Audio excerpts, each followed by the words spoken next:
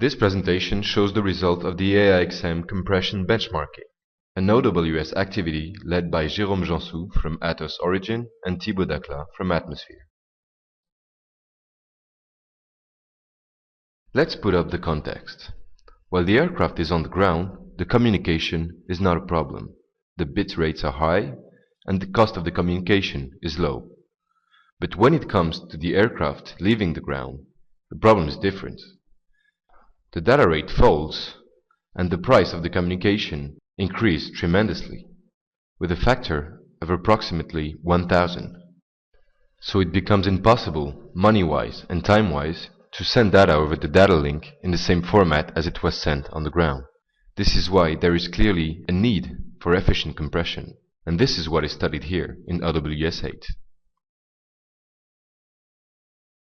For this activity, the benchmarking environment was the Java platform JAPEX, slightly modified to allow additional measures. In this study, several candidates were benchmarked, including FastInfoSet, XEfficient, RowDeflate, and WXML.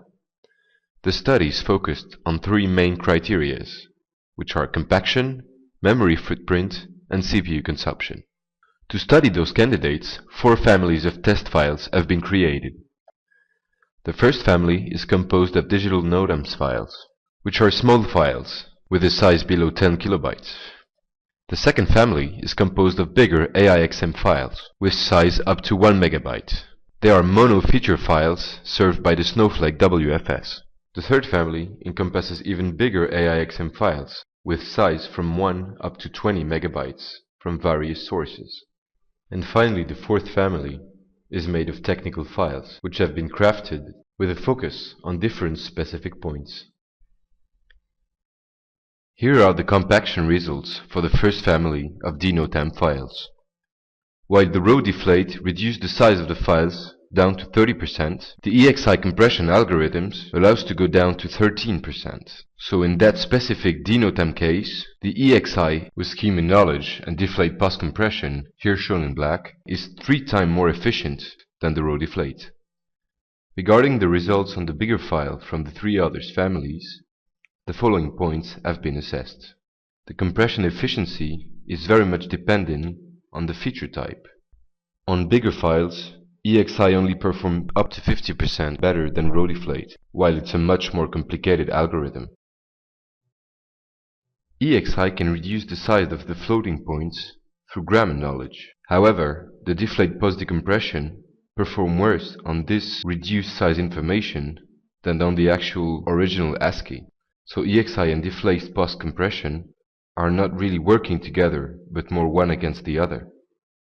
End of the day, overall performance is identical between RowDeflate and EXI on big files. Regarding the different levels of compression in the RowDeflate, it has been assessed that going up to the level 5 or 6 is enough.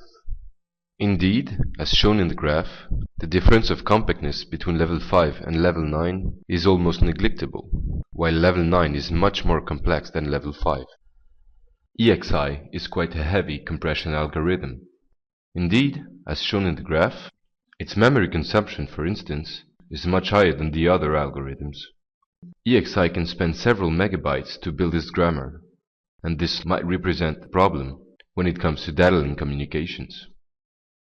Finally, FastInfoSet, although not being the most efficient in terms of compactness, is clearly the fastest algorithm of all, which can represent an advantage on ground systems. And here is a summary of the conclusions drawn from this study. We have seen that EXI is the most efficient way to compress digital NOTAMs. This is clearly efficient for data link small bit rates. When we consider bigger files, RowDeflate and EXI are identical in most cases. FastInfoSet, although not being the most efficient compression algorithm, is by far the fastest, and that can be interesting for fast ground networks.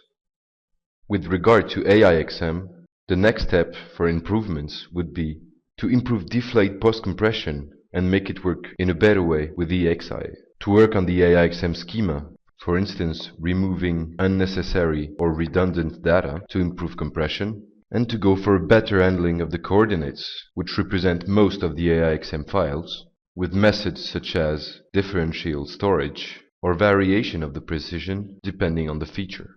More complete and precise information can be found in the ER AIXM performance assessment.